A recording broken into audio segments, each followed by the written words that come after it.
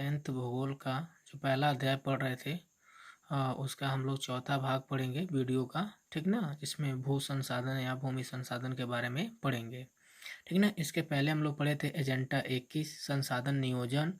ठीक ना, उसके बाद से पढ़े थे भारत में संसाधन नियोजन की प्रक्रिया और संसाधन संरक्षण। इन सब के बारे में हम लोग पढ़ चुके थे। आज हम लोग को पढ़ना है भूमि संसाधन के बारे में। ठीक ना, हम भूमि पर रहते हैं, इसी पर अनेकों आर्थिक क्रियाकलाप करते हैं और विभिन्न रूपों में इनका उपयोग करते हैं। ठीक ना, मतलब जो भूमि संसाधन है वो हमारे लिए एक बहुत ही महत्वपूर्ण संसाधन है, प्राकृतिक संसाधन है। इस पर हम रहते हैं, उसके साथ साथ इस पर हम अनेक तरह के आर्थिक क्रियाकलाप भी करते हैं और विभिन्न रूपों में इस भूमि का हम उपयोग करते हैं। अतः भूमि एक क्या है? प्राकृतिक संसाधन है। प्राकृतिक वनस्पति, वन्य जीव, मानव जीवन, आर्थिक क्रियाएं, परिवहन, संचार व्यवस्थाएं भूमि पर ही क्या है? आधारित है। मतलब भूमि एक प्राकृतिक संसाधन है और इसी भूमि पर प्राकृतिक वनस्पति मतलब पेड़ पौधे हैं, वन्य जीव रहते हैं, मानव का जीवन इसी पर संभव है और मानव मानव जो है आर्थिक क्रियाएं करता है, जैसे परिवहन, संचार व्यवस्थाएं, सब इस भूमि पर ही क्या है? आधारित है। परंतु भूमि एक क्या है? सीमित संसाधन है। ठीक ना, भूमि क्या है? एक सीमित संसाधन है। ठीक ना, और इसका हमें सही ढंग से उपयोग करना चाहिए। इसलिए उपलब्ध भूमि का विभिन्न उद्देश्यों के लिए उपयोग सावधानी और योजनाबद्ध तरीके से करना चाहिए। मतलब ये जो भूमि संसाधन है ये बहुत सीमित है। ठीक ना, तो इसका हमें जो उपयोग करना है वो सही ढंग से करना चाहिए, सावधानी पूर्वक और योजनाबद्ध तरीके से इस भूमि का हमें उपयोग करना चाहिए। ठीक ना, तो यह है भूमि संसाधन। उसके बारे में हम लोग पढ़ेंगे भूमि की विशेषताएं। ठीक ना, कि क्या क्या पढ़ेंगे हम लोग? भूमि की विशेषताएं। उसमें देखिए भूमि की निम्नलिखित विशेषताएं हैं। भूमि असीमित साधन है, मतलब भूमि सीमित साधन है। भूमि क्या है? सीमित संसाधन है, मतलब बहुत ही कम है। भूमि प्रकृति की निःशुल्क उपहार है, मतलब जो भूमि है वो मनुष्य को निःशुल्क उपहार स्वरूप प्रदान किया है। भूमि अनाशवान है, मतलब इसका कभी नाश नहीं होगा।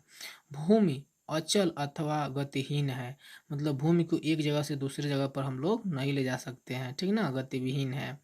भूमि का स्वरूप और गुणों में विविधता है, मतलब जो भारत में जो भूमि का जो स्वरूप हो, विभिन्न तरह की भूमि पाई जाती है। ठीक ना, तो इस तरह ये था।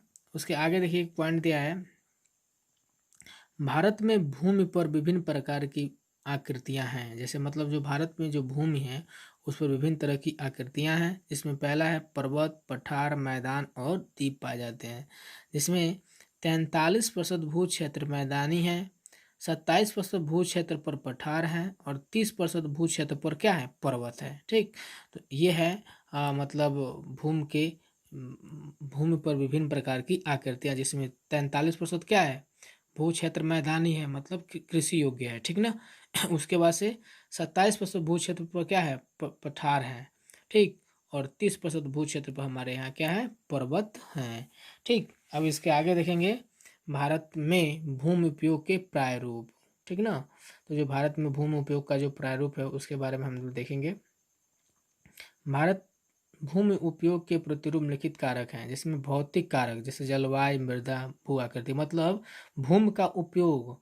तो हम ये देखेंगे जिसमें भौतिक कारक है तो जलवायु, मतलब जहाँ जिस तरह की जलवायु रहती है उस तरह हम उस भूमि का उपयोग करते हैं। ठीक, उसी तरह की मृदा, मतलब वहाँ की मिट्टी, भू आकृति, मतलब वहाँ भूमि की बनावट, उस अनुसार हम वहाँ की भूमि का उस तरह उपयोग करते हैं।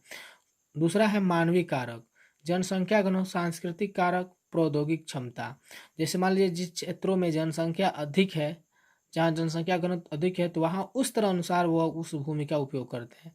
कुछ सांस्कृतिक कारक, जैसे मान लीजिए कोई कई जगह मंदिर, मस्जिद, ठीक ना, तीर्थ स्थल होते हैं तो वहाँ उस तरह की भूमि का उपयोग करते हैं। प्रौद्योगिक क्षमता मतलब तकनीकी ज्ञान, तो इस तरह लोग वहाँ उस भूमि का उपयोग करते हैं, ये उनके कारक हैं। ठीक ना, इसके आगे हम लोग पढ़ेंगे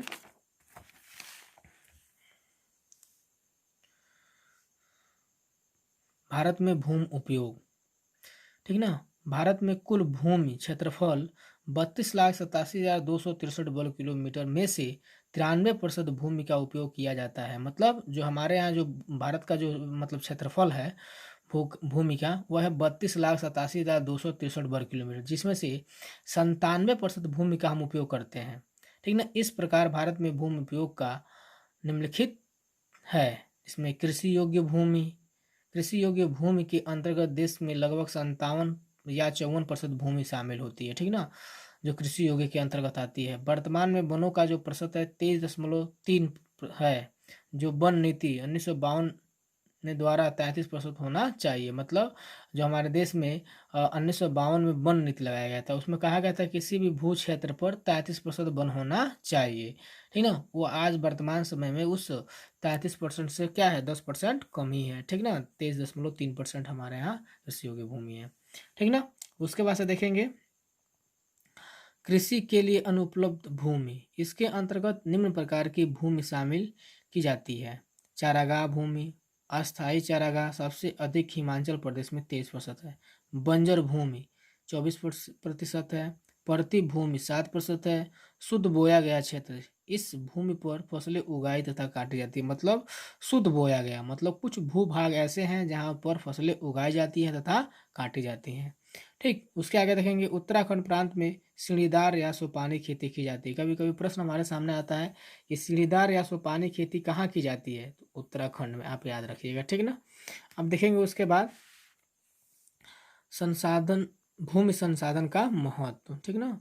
तो हम देखेंगे भूमि संसाधन हमारे लिए ही कितने महत्वपूर्ण है। भूमि मनुष्य के जीवन का आधार है। मतलब जो भूमि संसाधन है वो मानव जीवन के लिए आधार माना जाता है। इसी के द्वारा मानव का जीवन क्या हुआ, संभव हुआ है। भूमि द्वारा आर्थिक विकास किया जाता है। मतलब जो भूमि संसाधन है इनके द्वारा हम विभिन्न तरह के आर्थिक विकास का कार्य करते हैं। भूमि प्राथमिक उद्योगों का विकास है। मतलब विभिन्न तरह के जो हमारे प्राथमिक उद्योग हैं वो भूमि के द्वारा, जैसे कृषि है वो भी प्राथमिक आता है, खनन क्रिया है वो भी प्राथमिक आता है, मत्स्य जो है, सब ये हमारे भूमि के द्वारा ही संभव किए जाते हैं। शक्ति संसाधन, मतलब भूमि के अंदर से जैसे कोयला, पेट्रोलियम, प्राकृतिक गैस, ये शक्ति के संसाधन है वो हमें कहाँ से, भूमि के अंदर से ही प्राप्त होते हैं। रोजगार का आधार, मतलब हमारे देश की 55% जनसंख्या कृषि कार्य पर निर्भर है, तो इसलिए भूमि हमारे देश के लोगों को 55% लोगों को रोजगार क्या देती, प्रदान करती है, ठीक ना। तो ये भूमि संसाधन का क्या हो गया, महत्व हो गया, ठीक।